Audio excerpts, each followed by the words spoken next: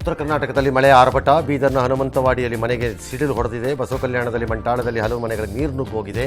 ಮುಳಖೇಡದಲ್ಲಿ ರಾಷ್ಟ್ರಕೂಟರ ಕಾಲದ ಕೋಟೆ ಗೋಡೆ ಕುಸಿತೋಗ್ಬಿಟ್ಟಿದೆ. ದಾವಣಗೆರೆಯಲ್ಲೂ ಅಬ್ಬರಿಸಿದೆ. ಬೆಂಗಳೂರಿನ ಜಿಗಣಿನಲ್ಲಿ ಸೆಕ್ಯೂರಿಟಿ ಗಾರ್ಡ್ ಆಗಿ ಕೆಲಸ ಮಾಡ್ತಿದ್ದ ಶಂಕಿತ ಉಗ್ರನನ್ನು ಅಸ್ಸಾಂ ಎನ್ಐಎ ಅಧಿಕಾರಿಗಳು ಬಂಧಿಸಿದ್ದಾರೆ. ಗಿರೀಶ್ ಬೋರಾ ಅಲಿಯಾಸ್ ಅಂತ ಅವನ ಹೆಸರು. ಬೋವಿ ನಿಗಮದ ಅವ್ಯವಹಾರ ಪ್ರಕರಣದ ತನಿಖೆಯಲ್ಲಿ ಭ್ರಷ್ಟಾಚಾರ ಆಗಿರಬಹುದು ಅನ್ನೋ ಆರೋಪದ ಹಿನ್ನೆಲೆಯಲ್ಲಿ ತನಿಖಾಧಿಕಾರಿ ನಾಗರಾಜ್ ಅನ್ನೋರನ್ನ ಸಿಐಡಿ ಡಿಜಿ ಸಸ್ಪೆಂಡ್ ಮಾಡಿದ್ದಾರೆ.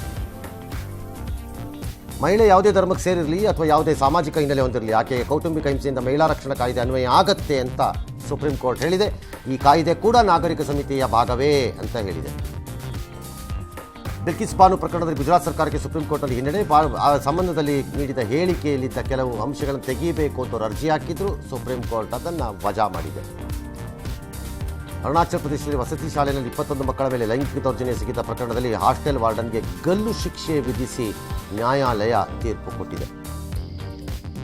ಮಾನನಷ್ಟ ಕೇಸಲ್ಲಿ ಶಿವಸೇನೆ ಮುಖಂಡ ಸಂಜಯ್ ರಾವ್ಗೆ 15 ದಿನ ಜೈಲು ಮತ್ತು ದಂಡ ನ್ಯಾಯಾಲಯ ಕೊಟ್ಟಿದೆ. ಅದು ಬಿಜೆಪಿ ಮುಖಂಡ ಕಿರೀಟ್ ಸೋಮಯ್ಯ ಪತ್ನಿ ಹಾಕಿದ್ರ ಕೇಸ್.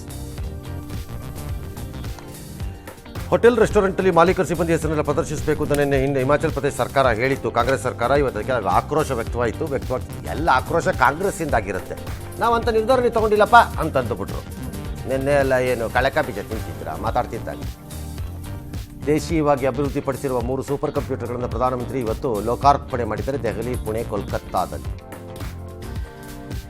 ಪತ್ನಿ ಬಿಕಿನಿ ಧರಿಸಿ ಓಡಾಡಲೆಂದು ದುಬೈ ಉದ್ಯಮಿ ಜಮಾಲ್ ಅನ್ನೋರೊಬ್ಬರು ಬರೋಬ್ಬರಿ 418 ಕೋಟಿ ಕೊಟ್ಟು ಹಿಂದೂ ಮಹಾಸಾಗರದಲ್ಲಿ ಒಂದು ಖಾಸಗಿ ದ್ವೀಪನೇ ಖರೀದಿ ಮಾಡಿಬಿಟ್ಟಿದ್ದಾರಂತೆ. ಈ ವಿಚಾರನ ಅವ್ರ ಪತ್ನಿ ಇನ್ಸ್ಟಾಗ್ರಾಮಲ್ಲಿ ಹಾಕೊಂಬಿಟ್ಟಿದ್ದಾರೆ.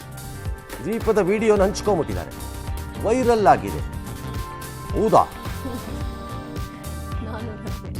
ಅಲ್ಲಲ್ಲ, ಪ್ರೀತಿ ಚೆನ್ನಾಗಿದೆ, ಮಾಡ್ಬೋದಾ ಹಂಗವರು?